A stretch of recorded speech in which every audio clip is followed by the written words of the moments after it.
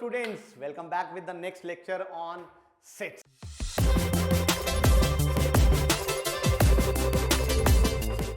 जैसा कि हम पिछले दो लेक्चर से मिक्स्ड क्वेश्चंस कर रहे हैं ताकि हमारे सेट्स के जो कॉन्सेप्ट है वो हमें अच्छे से समझ आए। बहुत अच्छे से आपने वो लेक्चर आई होप लगा लिए होंगे, इससे आपके सेट्स के जो कॉन्सेप्ट्स हैं वो मुझे लगता है कि बहुत अच्छे से हो गए होंगे।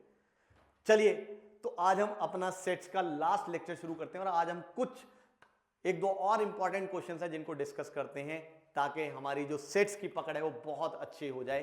तो चलिए फिर जल्दी से क्वेश्चन से स्टार्ट करते हैं। जैसा कि हाँ तो बच्चों, ये है सबसे पहला क्वेश्चन आज का। वो कहता है एक वाई सेट है जिसमें आ रहे हैं सारे एक्स। कौन से एक्स?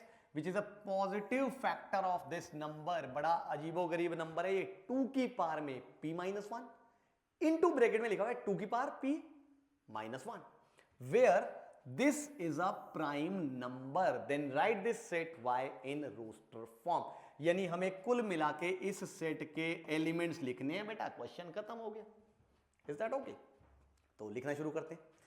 अब वो लिखने के लिए जैसा कि ये नंबर है, नंबर देख के ही सिर पकड़ा जा रहा है कि यार क्या नंबर है ये। मैथ्स में बहुत बार ऐसी चीजें होती है जब ऐसे अजीबोगरीब सी चीजें आ जाती है, घबराने की जरूरत नहीं है। आप उसकी बजाय वैसा एक छोटा एग्जांपल लो, समझ लो, बात खत्म है। नहीं समझे? आओ समझाता हूं। देखो वो कह रहा है ये एक नंबर है किस टाइप का, 2 की कुछ पावर लिखी हुई है, यहां पे एक नंबर लिखा हुआ है जो कि नंबर क्या है, प्राइम नंबर है।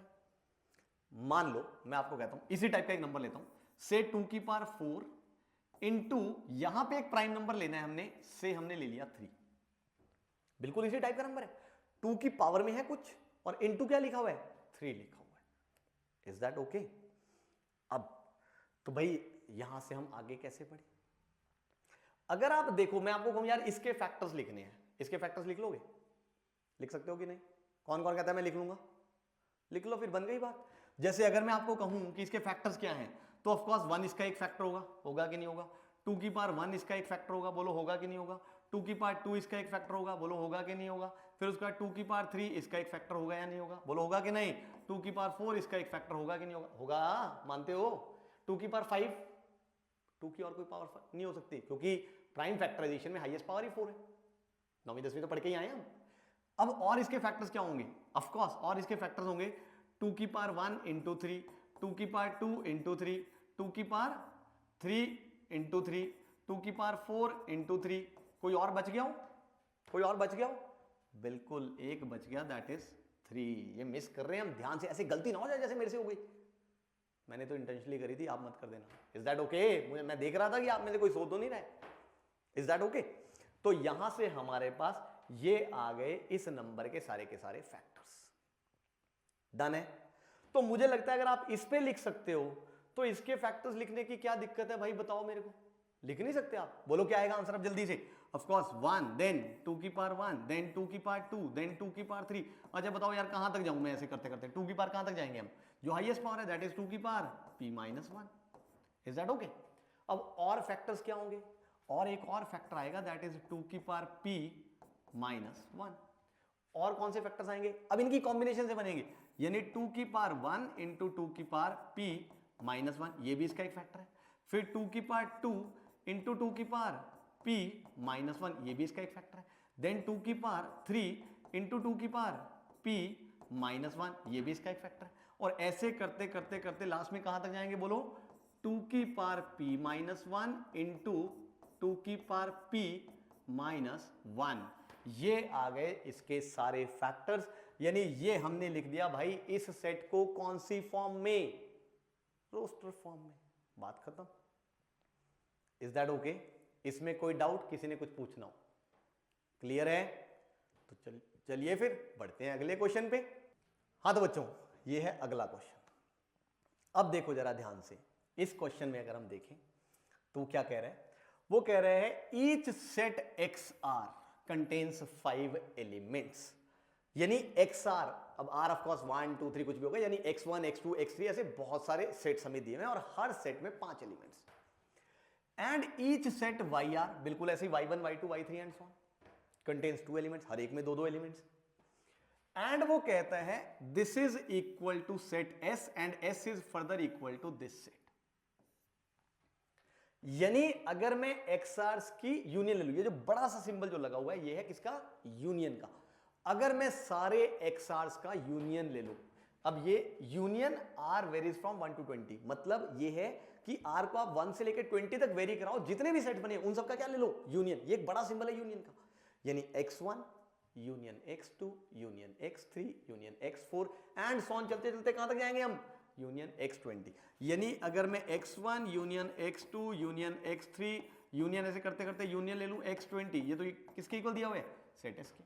यानी अगर मैं सारे एक्साइज को मिला दूं, सारे एक्सआर्स को मिला दूं तो क्या बन गया, एक सेट S बन गया। सिमिलरली अगर मैं सारे वाई आर्स को भी मिला दूं, यानी मैं y1 union y2 union y3 union y4 चलते चलते, और लास्ट में क्या ले लूं मैं, यूनियन yn, अगर मैं इन सब का भी यूनियन ले लूं तो क्या बन जाएगा, सेट S।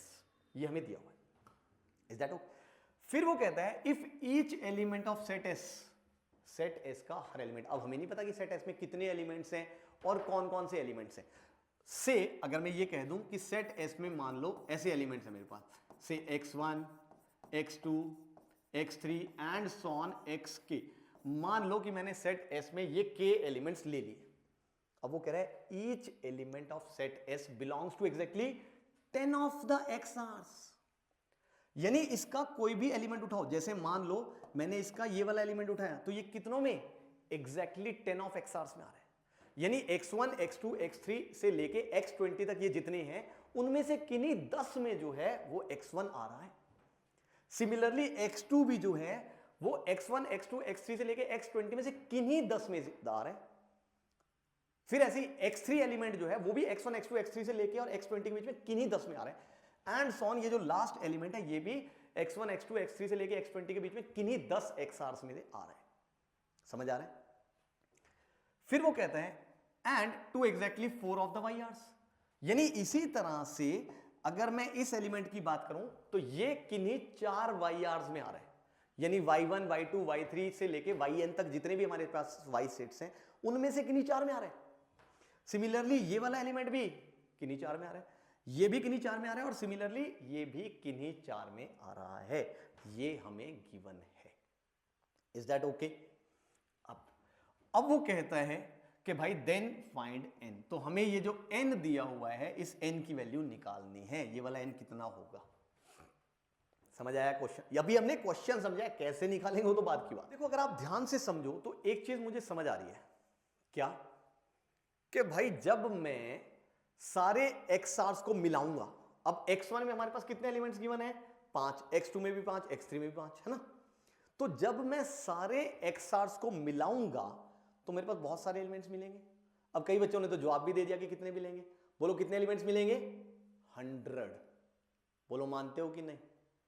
यानी अगर मैं यहां पे कहूं number of elements in union of XRs where R varies from 1 to 20, तो ये कितने एलिमेंट्स हुए, 100। कैसे, इसमें 5 इसमें 5 इसमें 5, सारे मिला दिए। बट अब एक बच्चा ने बिल्कुल सही जवाब दिया भाई कि सर ये 100 तो है बट ये कैसे है, विद रेपिटेशन है, ये विद रेपिटेशन। यानी ऐसा भी तो हो सकता है कि x1 का कोई एलिमेंट x2 में भी है, x5 में भी, x7 में भी। सिमिलरली x2 का कोई एलिमेंट जो है वो x2 में, x3 में एंड सो ऑन। बोलो दिख रहा है कि नहीं, तो विद रेपिटेशन है, इज दैट ओके। अच्छा अगर मैं आपसे पूछूं कि विद रेपिटेशन हमें नहीं गिनने, हमें वैसे गिनने, तो क्या आप बता सकते हो कितने एलिमेंट्स हो सकते हैं। सोचो जरा ध्यान से, क्योंकि वो कह रहा है कि इनकी जो यूनियन है वो S के बराबर है, और ये भी हमें पता है कि ये जो एलिमेंट है वो इनमें से किन्हीं 10 में आ रहा है, फिर ये वाला एलिमेंट भी किन्हीं 10 में आ रहा है, ये वाला एलिमेंट भी किन्हीं 10 में आ रहा है। इसका मतलब अगर हम XRs की रिपीटिशन देखें तो हर एक एलिमेंट ध्यान से देखो कितनी कितनी बार रिपीट हो रहा है, ये हमें पता लग जाएगा। कैसे, अगर हम number of elements in S गिन लें, वो भी कैसे, विद रेपिटेशन, तो ये भी तो बराबर ही होंगे। अगर मैं S के नंबर ऑफ एलिमेंट्स गिन लूं विद रिस्पेक्ट टू XRs कि हर एक एलिमेंट कितनी कितनी बार रिपीट हो रहा है, तो मुझे बोलो बात बन जाएगी। अब ये वाला एलिमेंट कितनी बार रिपीट हुआ, 10 बार, ये भी कितनी बार रिपीट हुआ, 10 बार, 10 बार, 10 बार, 10 बार, यानी हर एलिमेंट 10-10 बार रिपीट हो जाए। तो यानी बोलो अगर मैं number of elements in S कहूं विद रेपिटेशन तो बोलो कितना आ गया, 10 के आ रहा है। अब यहां से हम कह रहे हैं कि एक्स आर्स को जब हमने मिलाया तो 100 आया, और number of elements in s with respect to x r's हम बात कर रहे हैं, तो विद रेपिटेशन जो यहां पे आया वो कितना आया, 10k आ गया। इसका मतलब यहां से हम फॉर श्योर कह सकते हैं कि 10k किसके इक्वल है भाई, 100 के, यानी कि k किसके इक्वल है, 10k। बट माशाअल्लाह हमने k थोड़ी निकालना था, हमने तो n निकालना था। कोई बात नहीं, एक काम करते हैं भाई, अभी हमने एक्स आर्स के रिस्पेक्ट में देखा कि रेपिटेशन हुई, अब मैं वाई आर्स के रिस्पेक्ट में देखता हूं। यानी अगर मैं आपको कह दूं कि जो ये हमारे पास वाई आर्स का जो यूनियन लिखा हुआ है, अगर मैं इसमें नंबर ऑफ एलिमेंट्स आपसे पूछूं since r varies from 1 to n, तो बोलो कितना आएगा हमारे पास, क्योंकि हर एक में 2 एलिमेंट्स हैं, तो जब मैंने सबको मिलाया तो हर एक एलिमेंट्स, भाई हर एक में 2 एलिमेंट्स हैं और टोटल n है, तो कितने आ गए, ऑब्वियसली 2n। एंड ये भी कैसे है, विद रेपिटेशन, मेरे ख्याल से समझ आया होगा, ये भी विद रेपिटेशन है।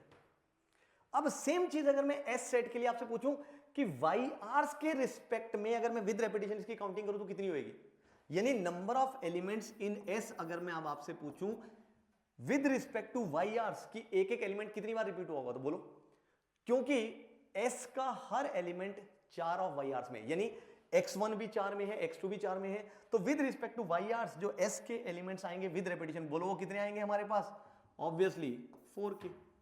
बोलो मानते हो, ये भी कैसे है, विद रेपिटेशन। और अगर ये वाई आर्स के रिस्पेक्ट में है तो डेफिनेटली यहां से हम क्या कह सकते हैं कि 2n की वैल्यू भाई बोलो किसके इक्वल है, 4k के इक्वल है। बोलो मानते हो। और अगर ये 4k के इक्वल है, k तो हम ऑलरेडी निकाल चुके हैं, बोलो k कितना है, 10। इसका मतलब डेफिनेटली हम कह सकते हैं कि 2n किसके इक्वल है, 40k, यानी n किसके इक्वल आ गया, 20k। यही तो निकालना था हमने, बोलो समझ आया। तो हमने एस सेट के ही एलिमेंट्स को विद रेपिटेशन काउंट कर लिया 2 बार, एक बार एक्स आर के कॉरेस्पॉन्डिंग, एक बार वाई आर्स के कॉरेस्पॉन्डिंग। Is that okay? किसी को इसमें कोई डाउट? कई स्कूल्स में पूछा जाता है क्वेश्चन, इनफैक्ट एग्जाम्पलर का ये वाला क्वेश्चन भी, पिछला भी एग्जाम्पलर का ही था। तो देख रहे हो आप एग्जाम्पलर का लेवल कितना जबरदस्त है, ऐसे ऐसे क्वेश्चन मिलते नहीं है कहीं भी, बट हमारी एग्जाम्पलर में है। एक सॉल्व एग्जाम्पल है, एक अनसॉल्व भी है। तो ये मैंने जो किया है, ये सॉल्व एग्जाम्पल मैंने डिस्कस किया है। अब एक जो अनसॉल्व है एग्जाम्पलर में, बिल्कुल ऐसा ही क्वेश्चन, वो आप अपने आप करिएगा और देखिएगा कि आपसे वो क्वेश्चन हुआ या नहीं हुआ। Is that okay? तो चलिए, ये थे हमारे पास आज के लेक्चर के 2 बहुत ही बढ़िया क्वेश्चन एग्जाम्पलर के। मेरे हिसाब से आपको ये पूरे अच्छे से समझ आ गए होंगे, और इसी के साथ जो आपके सेट्स का चैप्टर है वो भी होता है मेरे बच्चों खत्म। तो इसी के साथ मैं आज का लेक्चर और सेट्स का चैप्टर करता हूं खत्म। अब हम मिलेंगे नेक्स्ट लेक्चर में, जहां हम लोग शुरू करेंगे एनसीईआरटी का एक आसान सा चैप्टर, सेकंड वाला नहीं, थोड़ा आगे वाला चैप्टर यूज करेंगे, क्योंकि सेकंड चैप्टर में हमने उस चैप्टर का यूज करना है, and the chapter is linear inequalities. तो चलिए, अब मैं आपसे विदा लेता हूं और अगले लेक्चर में मिलता हूं, जहां हम लोग डिस्कस करेंगे लीनियर इनइक्वालिटीज का पहला लेक्चर। So see you all soon.